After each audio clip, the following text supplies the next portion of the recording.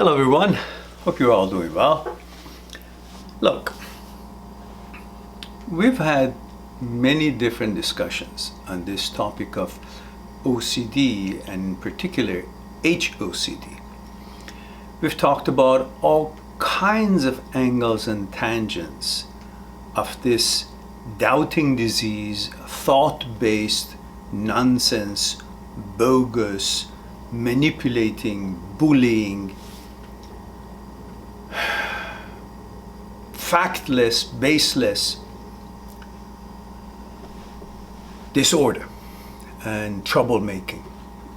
And we've discussed it from different tangents, and I explained to you using my research on masters of 100 years ago on the movement of mind and thought process and consciousness and how thought is born and so on. And I've used scholars' representations and presentations such as Dr. Schwartz and discussions that other scientists and psychotherapists have had on this topic. And all the links are available on my playlist, Intrusive, Transient, OCD, HOCD, Negative Thoughts, or Intrusive, OCD, HOCD short videos. They're not really short, but they're there. But tonight, and they're available to you for you to inform yourself and ponder and judge for yourself inwardly that you're really being bullied by your own thoughts.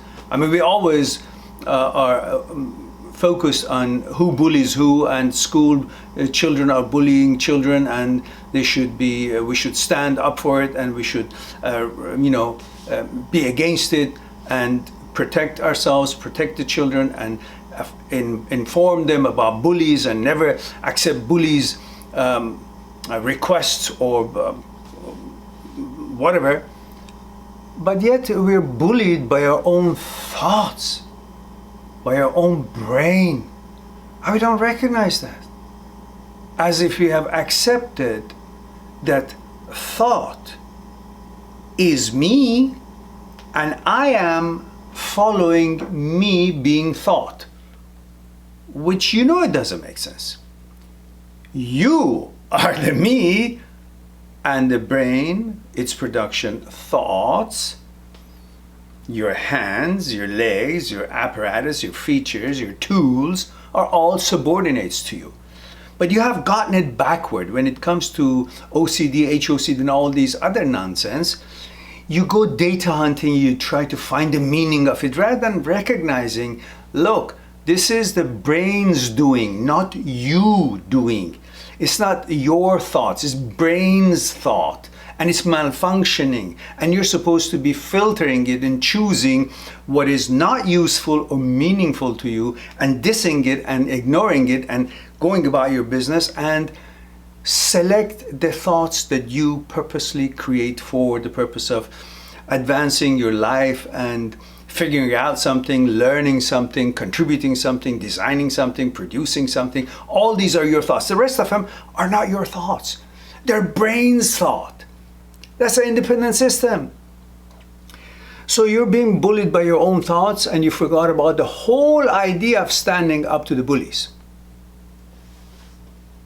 Tonight, I want to talk to you a little bit about understanding your brain in a different language, in an informal way. That's why I've got my cap on and my, this tennis shirt and all that.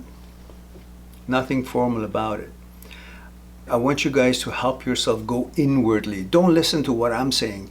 Figure it out for yourself. If what I'm saying makes sense or not. Look at the playlist that I put in there and see if it makes sense.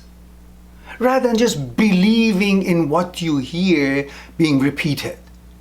That's not any credibility. It's just something that is looping, and you're being bullied and believing. This believing business has been the trouble in history of mankind. What do I mean?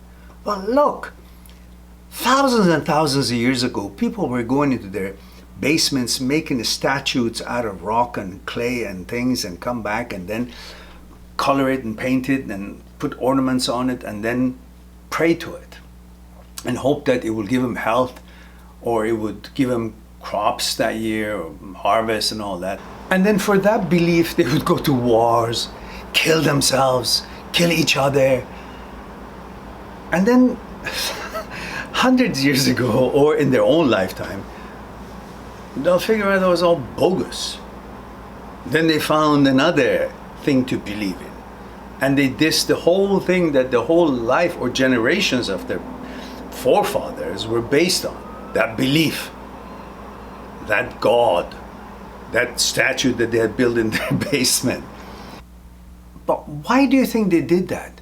Because something glitched in their heads and they believed. Once they believe, they don't need any reason. Why should they believe? They just believe. Just like you think, that person is a god, or that person is amazing, I'm just going to do whatever he or she says. Like you fall in love with this girl. Somehow, without really noticing if she's qualified or not, any background, what she stands for, what she has accomplished, what is this show all about, only because you seem that you need to believe that she's the best. And you used to, 1,000 years ago, used to believe that this statue that you made by your own hand is God. And then you would pray to it and put all your hopes there. And doesn't matter what comes to your head, which is your head, your thoughts, but you would say, oh, it's coming from this. It's coming from outside of me, and outside of me knows more about me than I do. And that damn thing you created yourself.